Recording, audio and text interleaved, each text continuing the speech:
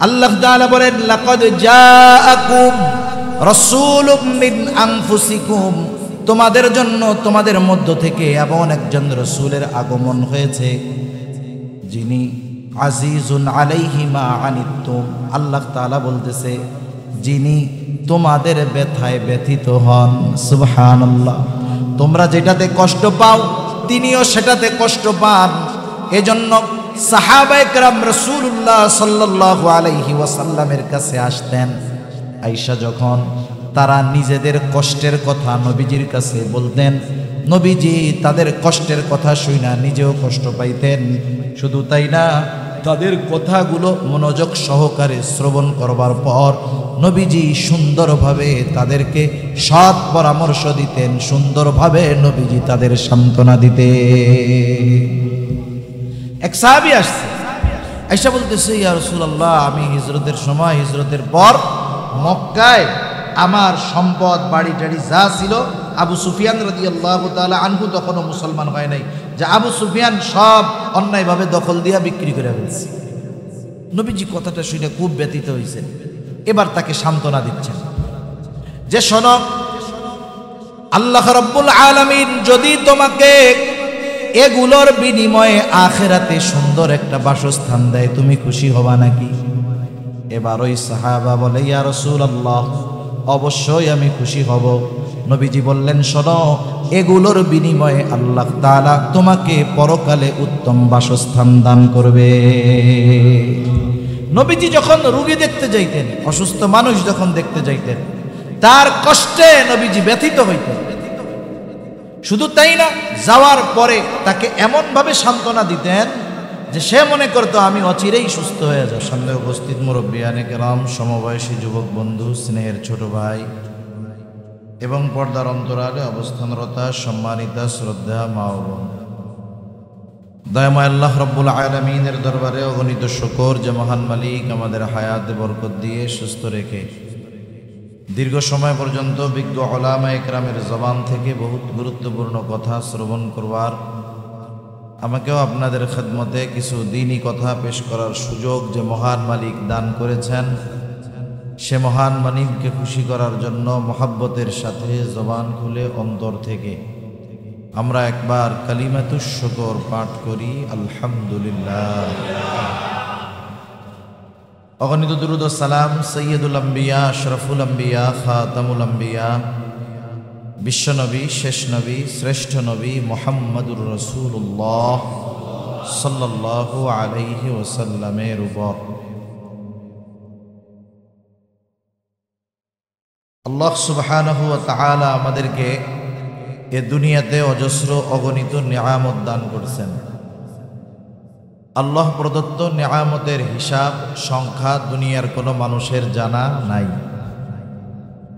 কত নিয়ামত আল্লাহ তাআলা আমাদের দিয়েছেন, যদি দুনিয়ার মানুষ সব প্রযুক্তি ব্যবহার করে হিসাব করার চেষ্টাও করে, সারা দুনিয়ার মানুষ চেষ্টা করেও আল্লাহ প্রদত্ত নিয়ামতের গণনা হিসাব করতে পারবে না। একথাই আল্লাহ তাআলা কোরআনুল কারীমের মধ্যে বলেন, ওয়া ইন তাউদ্দু নি'মাতাল্লাহি লা তুহসুহা, তোমরা যদি আল্লাহর নিয়ামত সমূহ গণনা করো হিসাব করতে পারবা না। অগণিত নিয়ামত আল্লাহ তাআলা আমাদের দিয়েছেন।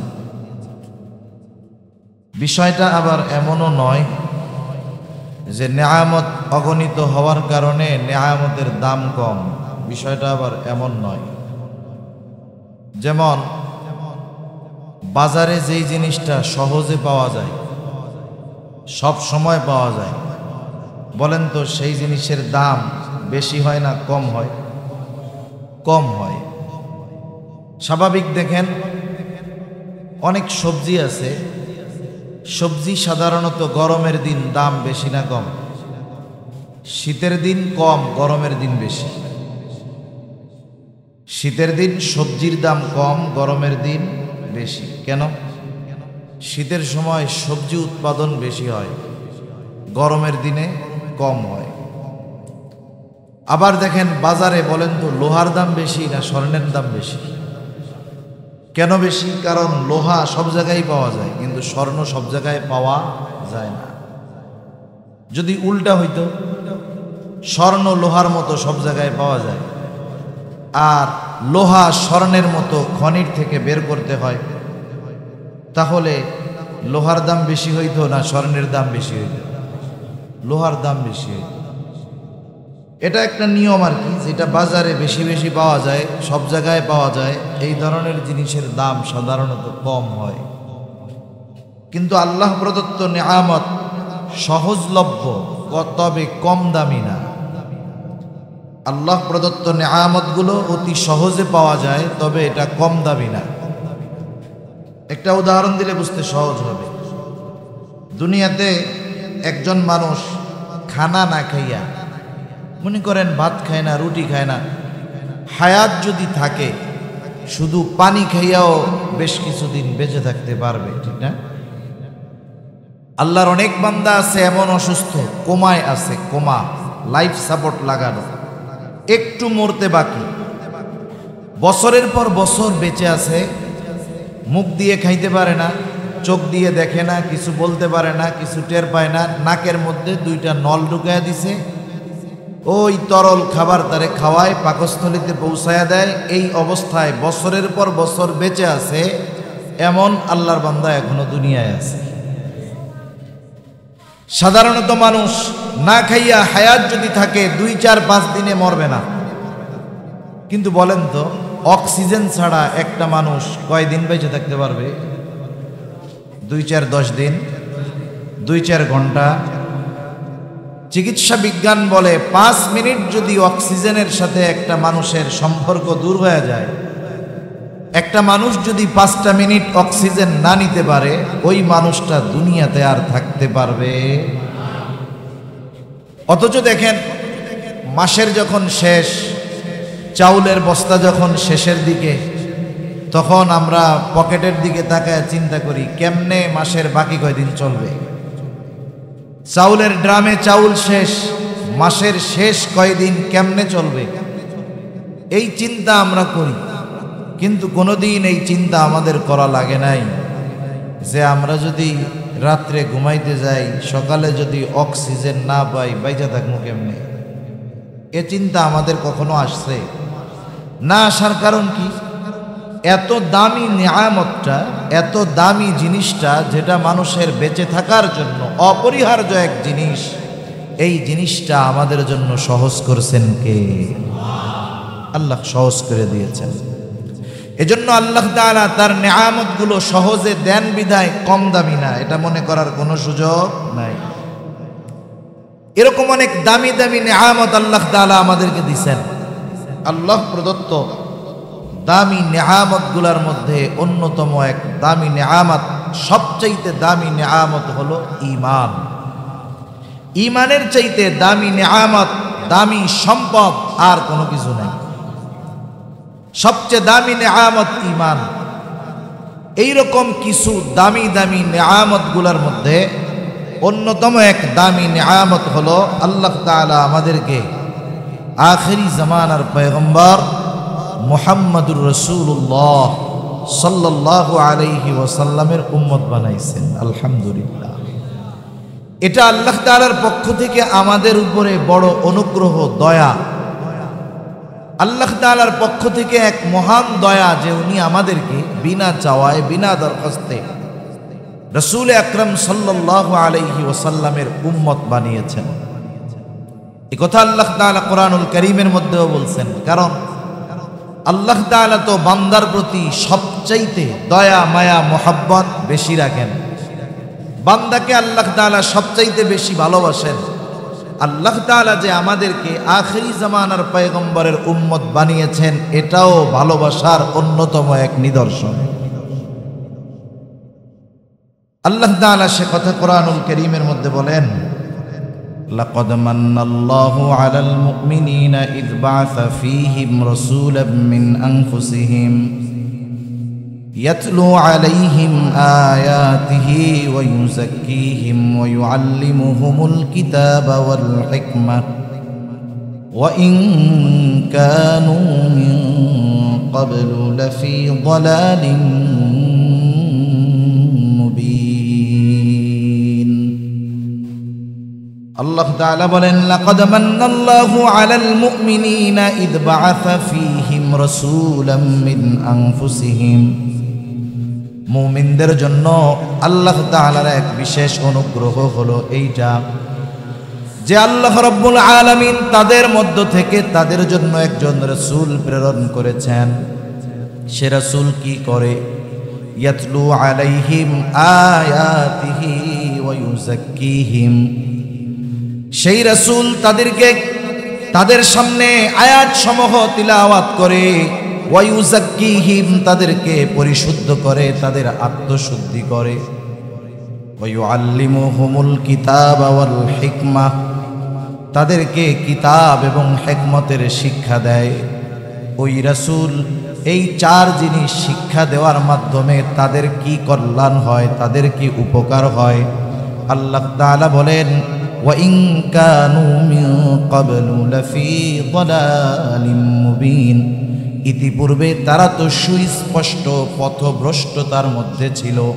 এই রাসূল তাদের মধ্য থেকে এসে তাদেরকে এই শিক্ষাগুলো দিয়ে সিরাতে মুস্তাকিমের পথযাত্রী তাদের বানায় দেয়। রাসূলুল্লাহ সাল্লাল্লাহু আলাইহি ওয়াসাল্লাম মুমিনদের জন্য বিশেষ অনুগ্রহ। তবে আমার আপনার নবী গোটা সৃষ্টি জগতের জন্য রহমত, এ ঘোষণা আল্লাহ তাআলা দিয়ে দিয়েছেন। আমরা যখন নামাজ পড়ি, জামাতে যখন পড়ি, ইমামের কেরাত, মুসল্লির জন্য কেরাত। আবার যখন একাকী নামাজ পড়ি, জামাতে হোক আর একাকী হোক, বলেন তো প্রত্যেক নামাজের প্রত্যেক রাকাতে সূরা ফাতিহার দরকার আছে না না? আছে। সেটা জামাতে হোক তখন ইমাম পড়বে, একাকী যখন কেউ পড়বে সে নিজেই পড়বে। সূরা ফাতিহার শুরুতেই আমরা বলি আলহামদুলিল্লাহি রাব্বিল আলামিন। সকল প্রশংসা আল্লাহর জন্য। কে? আল্লাহ। নিজের পরিচয় আরেকটু ব্যাখ্যা কইরা আল্লাহ তাআলাই বলেন, আল্লাহ হলেন রব্বুল আলামিন, জগৎ সমূহের প্রতিপালক। আলম এক বচন, আলামিন বহু বচন। তার মানে এই পৃথিবী এটা একটা জগৎ, এটা আরো অগণিত জগৎ আছে। সব জগতের রব প্রতিপালক যিনি, তিনি কে? আল্লাহ জগৎ সমূহের প্রতিপালক। যত সৃষ্টি আছে সব সৃষ্টির রব প্রতিপালক আল্লাহ। আল্লাহ রব্বুল আলামিন, তিনি রব্বুল আলামিন। আর আমার আপনার নবীর ব্যাপারে আল্লাহ তাআলা ঘোষণা করতেছেন, ওয়ামা আরসালনাকা ইল্লা রাহমাতাল লিল আলামিন। আমার আপনার নবীর ব্যাপারে আল্লাহ তাআলার ঘোষণা যে আমি আপনাকে জগৎ সমূহের জন্য রহমত হিসাবে প্রেরণ করেছি। সুবহান। আল্লাহ হলেন জগৎ সমূহের রব, আমার আপনার নবী হলেন জগৎ সমূহের জন্য রহমত। আল্লাহ হলেন রব্বুল আলামিন, আমার আপনার নবী হলেন রহমাতুল লিল আলামিন। আস্তে সুবহানাল্লাহ বলেন, আরো আস্তে বলেন না সুবহানাল্লাহ। নাকি আপনারা বাস দেখতেছেন? তাকায় দেখায়। নবী হলেন রহমাতুল লিল আলামিন। এর দ্বারা কি বুঝলেন? আমরা কি বুঝলাম? নবী রহমাতুল লিল আলামিন কি বুঝলাম? আল্লাহ তাআলা রব্বুল আলামিন, আমার আপনার নবী রহমাতুল লিল আলামিন। এর দ্বারা কি বোঝা গেল? মনে করেন আপনাদের এলাকার একজন মাননীয় এমপি মহোদয় আছে না নাই? বলেন তো প্রত্যেকটা এমপির ক্ষমতা পাওয়ার কতটুকু? গোটা দেশে না তার আসনের মধ্যে? এই এলাকার এমপি আর এক এলাকায় গিয়া পাওয়ার দেখাইতে পারবে না। তার ক্ষমতার, তার সম্মানের একটা লিমিটেশন আছে। বাংলাদেশের প্রধানমন্ত্রী যিনি, তারও একটা লিমিটেশন আছে। তার পাওয়ার চলবে তার দেশের মধ্যে। আমেরিকার প্রেসিডেন্টের পাওয়ার চলবে তার দেশের মধ্যে। এক কথায় প্রত্যেকটা রাষ্ট্রপ্রধানের একটা এরিয়া আছে। আল্লাহ তাআলা অতীতে আমার আপনার নবীর আগে যত নবী প্রেরণ করেছেন, প্রত্যেকটা নবীর একটা এরিয়া আছে। আল্লাহ রাব্বুল আলামিন অনেক সময় কোনো বিশেষ গোত্রের জন্য, বিশেষ এলাকার জন্য আল্লাহ তাআলা এক একজনকে নবী করে পাঠিয়েছেন আমার আপনার নবীজির আগে। আবার দেখেন কোন নবী নির্দিষ্ট বংশের জন্য, গোত্রের জন্য। এর দাবি মূসা আলাইহিস সালাম শুধু এর নবী, নাসারাদের দাবি ঈসা আলাইহিস সালাম শুধু তাদের নবী। কিন্তু আমার আপনার নবীজির নবুয়াত, আমার আপনার নবীজির নবুয়াতের বিস্তৃতি নির্দিষ্ট কোনো এরিয়ায় আল্লাহ তাআলা দেন নাই, বরং আল্লাহ তাআলা কোরআনুল কারীমে ওই ঘোষণা দেওয়ার মাধ্যমে জানায় দিলেন, আমার হাবিব, আমার রবুবিয়তের বিস্তৃতি যতদূর, আমি আল্লাহ আপনার নবুয়তের বিস্তৃতি ততদূর দিয়ে দিলাম। এজন্য কবি অনেক সুন্দর কথা বলেন। কবি বলেন, রবুবিয়ত খুদা কি হ্যায় জাহাঁ তক, নবুয়তি মুস্তাফা কি হ্যায় ওহা তক। সেজন্য আমার আপনার নবীকে আল্লাহ তাআলা নিজের রবুবিয়তের বিস্তৃতি যত দূর পর্যন্ত রেখেছেন, আমার আপনার নবীজিকে আল্লাহ তাআলা তত দূর পর্যন্ত রহমত হিসাবে ঘোষণা করছে। সুবহান! এটা কি চিন্তা করার মতো বিষয়? এটা কি আমাদের মতো ক্ষুদ্র জ্ঞানে বোঝার মতো বিষয় যে ফেরেশতাদের জন্য রহমত, সব নবীর জন্য রহমত, সকল সৃষ্টির জন্য আমার আপনার নবী রহমত। সুবহান! অমুসলিমদের জন্য রহমত, নবীজির যারা নবীজি তাদের জন্য রহমত। আবু জেহেল একদিন দোয়া করতেছে, আল্লাহ তাআলার কাছে ফরিয়াদ করতেছে, যখন আল্লাহ তাআলার আমার আপনার নবীর কাছে কোরআন নাজিল করলেন।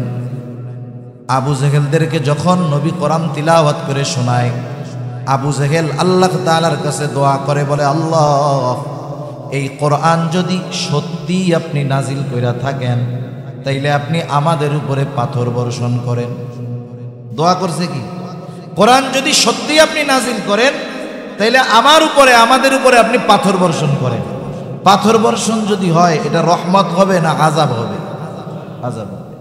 আবু জেহেল দোয়া করতেছে, আল্লাহ তাআলার কাছে দোয়া করতেছে। আবু জেহেল, উতবা, সাইবা এরা আল্লাহ তাআলাকে অবিশ্বাস করতো না, বিশ্বাস করতো। কিছু বিষয়ে তাদের বিশ্বাস এতটা দৃঢ় যে আমাদেরও ওই পরিমাণ বিশ্বাস নাই। আল্লাহ রাব্বুল আলামিন তাদের বিশ্বাসের ব্যাপারে, যে তারা আল্লাহ তাআলাকে বিশ্বাস করে, তাদের বিশ্বাসের ব্যাপারে আল্লাহ তাআলা কোরআনুল কারীমের মধ্যে এক জায়গায় বলেন, ওয়ালা ইন সাআলতাহুম মান খালাকাস সামাওয়াতি ওয়াল আরদ। আপনি যদি তাদেরকে জিজ্ঞাসা করেন, অর্থাৎ মক্কার মুশরিকদেরকে যদি জিজ্ঞাসা করেন, মান খালাকাস সামাওয়াতি ওয়াল আরদ, আসমান এবং জমিনের স্রষ্টা কে?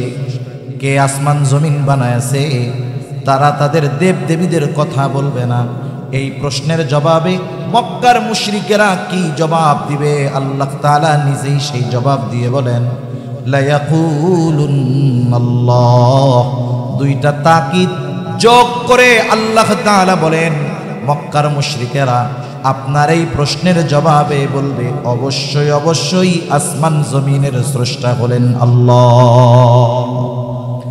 শুধু তাই না, আপনি যদি মক্কার মুশরিকদেরকে জিজ্ঞাসা করেন, ওয়ালা ইন সাআলতাহুম মান নাযালা মিনাস সামাই মাআ ফাআহইয়া বিহিল আরদা বা'দা মাউতিহা, আপনি যদি তাদের জিজ্ঞাসা করেন কে আসমান হতে পানি বর্ষণ করে, শুধু তাই না, ওই বর্ষিত পানির দ্বারা শুকনো ফেটে চৌচির ফসল উৎপাদনের অনুপযুক্ত জমিনটাকে ওই পানির দ্বারা কে ফসল উৎপাদনের উপযুক্ত করে তোলে, তারা তাদের দেবদেবীদের কথা বলবে না।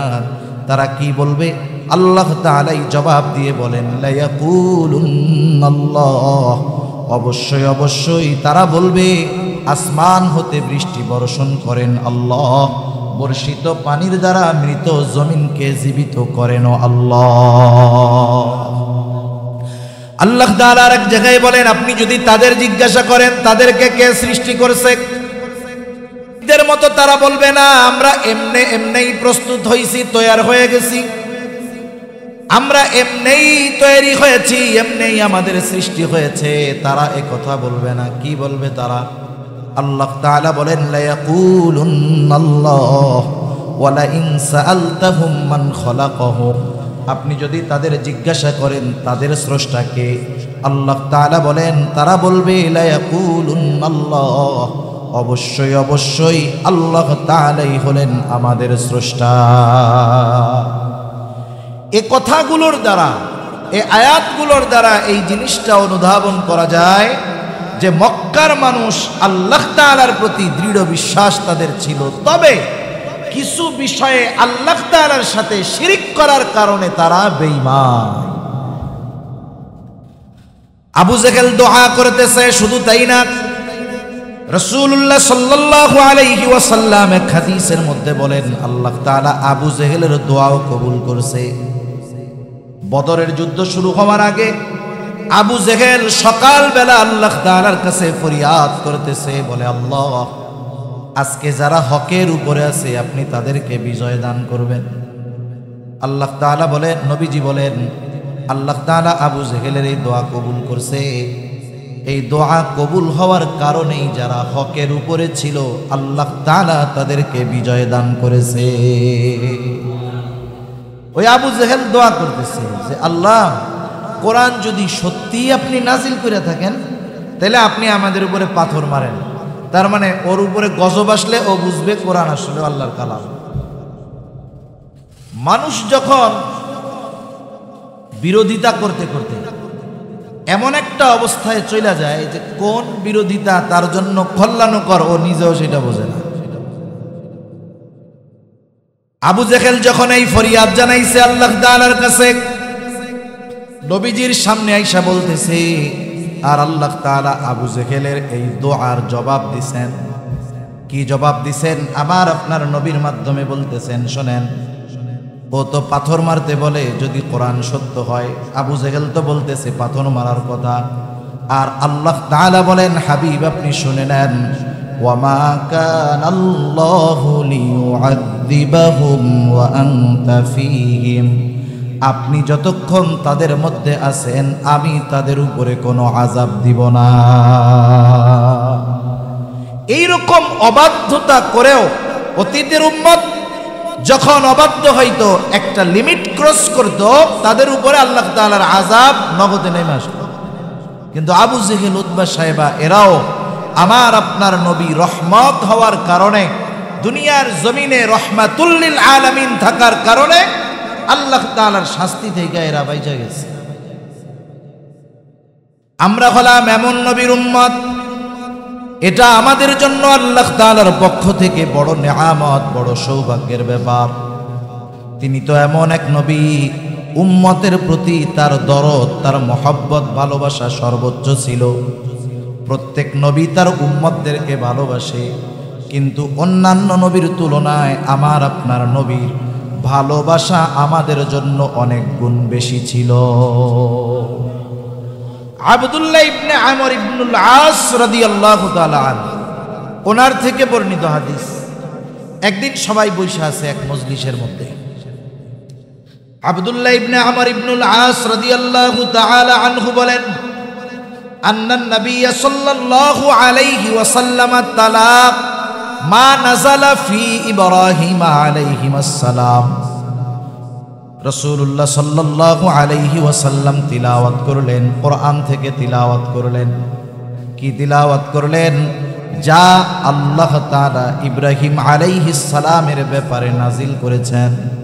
কি নাজিল করেছেন আল্লাহ তাআলা কোরআনে?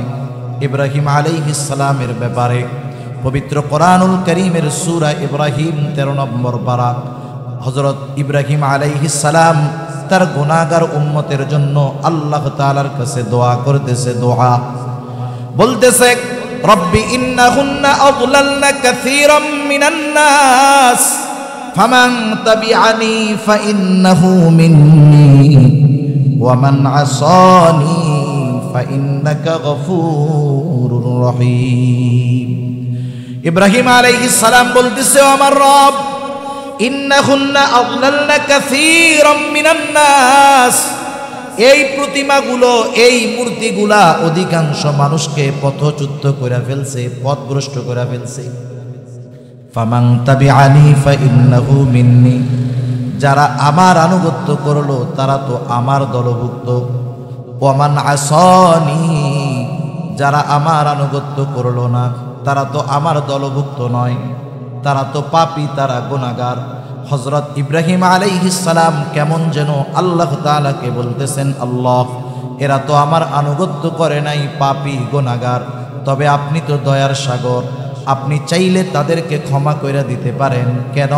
কারণ ফাইন্নাকা গফুরুর রহিম, কারণ আপনি হলেন অতিশয় ক্ষমাশীল আর দয়ালু, আপনি চাইলে আমার গুনাহগার উম্মতগুলারেও মাফ করে দিতে পারেন। وقال عيسى عليه السلام إن تعذبهم فإنهم عبادك وإن تغفر لهم فإنك أنت العزيز الحكيم। হযরত ঈসা আলাইহিস সালাম তার গুনাহগার উম্মতের জন্য দোয়া করছে। আল্লাহ তাআলা সেই দোয়াও কোরআনে জানায় দিয়েছেন। ঈসা আলাইহিস সালাম উম্মতের জন্য দোয়া করতেছেন, বলেন ইন তুআযিবহুম ফাইন্নাহুম ইবাদুক, আয় আল্লাহ আপনি যদি তাদেরকে শাস্তি দেন তারা তো আপনারই বান্দা।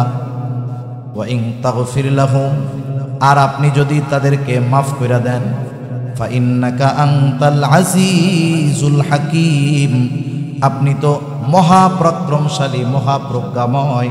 তার মানে ঈসা আলাইহিস সালাম বলতেছে, আল্লাহ আপনি যদি তাদেরকে ক্ষমা করে দেন, যেহেতু আপনি আজিজ, মহাপরাক্রমশালী, কেউ আপনারে জিজ্ঞাসা করবে না কেন এদেরকে মাফ করলেন, কেন ক্ষমা করে দিলেন, কেউ জিজ্ঞাসা করবে না, কারণ আপনি মহাপরাক্রমশালী, আপনি মহাপ্রজ্ঞাময়।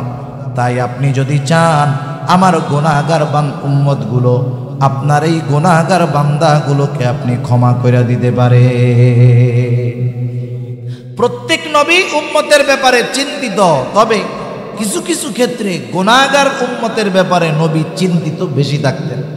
যেমন এক হাদিসের মধ্যে নবীজি বলেন, তোমাদের মধ্যে আর আমার মধ্যে উপমা হলো ওই ব্যক্তির মতো, যেই ব্যক্তি আগুন জ্বালাইলো, আগুন জ্বালানোর পরে এইবার বিভিন্ন দিক থেকে পোকা মাকড় ফড়িং টড়িং আইসা লাফায়া লাফায়া ওই আগুনের মধ্যে পড়ে আর পুইড়া এগুলা মরে।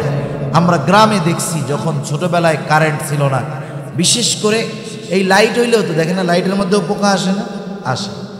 আর যখন চারিদিকে অন্ধকার, এক আল্লাহর বান্দা আলো জ্বালাইছে, আগুন জ্বালাইছে, দেখা যাইত চতুর্দিক থেকে পোকা মাকড় এসে ভরে গেছে, লাভ দিয়া দিয়া ওই আগুনের মধ্যে পুইড়া এগুলো সব মরে যেতেছে। নবীজি বলেন, আমার আর তোমাদের মধ্যে উপমা হলো ওই ব্যক্তির নাই, যে আগুন জ্বালাইলো আর পোকামাকড় ফড়িং আইসা লাফায়া লাফায়া ওই আগুনের মধ্যে পড়া মইরা যায়। আমিও তোমাদের কোমর ধরে টেনে টেনে জাহান্নামের আগুন থেকে টেনে টেনে দূরে সরায়া আনি, আর তোমরা আমার থেকে ছুটে ছুটে জাহান্নামের দিকে চলে যাও। এই নবী গুনাহগার উম্মতের ব্যাপারে কতটা চিন্তিত থাকলে এমন উপমা উদাহরণ দিতে পারেন। সাধারণ বিষয়টাও এরকম। মনে করেন এক লোকের 5টা ছেলে আছে। কয়টা ছেলে? 5টা ছেলের মধ্যে 4টা ছেলে খুব ভদ্র, দিনদার, মুত্তাকি, পরহেজগার, নামাজ কালাম পড়ে, গুনাহ করে না, ভালো মানুষ। কিন্তু 5 নম্বর ছেলেটা বড় দুষ্টু, নামাজ কালামের কাছে যায় না, রাস্তাঘাটে মানুষের সাথে মারামারি করে, মাথা মুথা ফাটায় ফেলায়। বলেন তো মা বাবা ওই 4 সন্তান যারা ভদ্র, মুত্তাকি, পরহেজগার, ওই 4টার জন্য বেশি দোয়া করে নাকি খারাপটার লেগে বেশি দোয়া করে? আল্লাহ তাআলার কাছে ওই খারাপটার ব্যাপারে বেশি দোয়া করে, ওইটার ব্যাপারে বেশি চিন্তিত থাকে। অনেক সময় আফসোস কইরা বলে, আহারে আমার বাকি 4টা সন্তান কত ভালো, এই সন্তানটাও যদি ভালো হইতো মইরাও শান্তি পাইতাম। এই জন্য নবীরা গুনাহগার উম্মতের ব্যাপারেও চিন্তিত থাকতেন বেশি। যখন রাসূলুল্লাহ সাল্লাল্লাহু আলাইহি ওয়াসাল্লাম এই 2 নবীর দোয়া যা আল্লাহ তাআলার কাছে তারা করছে উম্মতের ব্যাপারে, এই 2 নবীর দোয়ার আয়াত যখন নবীজি তিলাওয়াত করলেন, আমার আপনার নবীর অন্তরের মধ্যে তখন উম্মতের মোহাব্বতের ঢেউ উঠে গেল। এবার নবীজি সাল্লাল্লাহু আলাইহি ওয়াসাল্লাম দুই হাত উঁচু করলেন, ফারাফা ইয়াদাইহি, নবীজি দুই হাত উঁচু করে আল্লাহর কাছে দোয়া করা শুরু করলেন। নবীজি বলতেছেন, আল্লাহুম্মা উম্মতি উম্মতি, আল্লাহ আমার উম্মতের কি হবে, আমার উম্মতের কি হবে। ওয়াবাকা, নবীজি অজর ধারায় কান্না করতেছেন। আল্লাহ তাআলা সব কিছু জানেন, সব কিছু দেখেন, নবীজি কেন কান্না করেন আল্লাহ তাআলা জানেন কি জানেন না? এরপরেও কিছু বিষয় আছে জানার পরেও মুখ দিয়া শুনতে মনে চায়। আমরা দুনিয়ায় কত অসুবিধায় থাকি, কষ্টে থাকি, আশেপাশের মানুষ না বুঝলেও বুঝেন কে, জানেন কে। এরপরেও আল্লাহ তাআলা তার কাছে চাইতে বলে, দোয়া করতে বলে। মনে করেন যখন মাদ্রাসার মধ্যে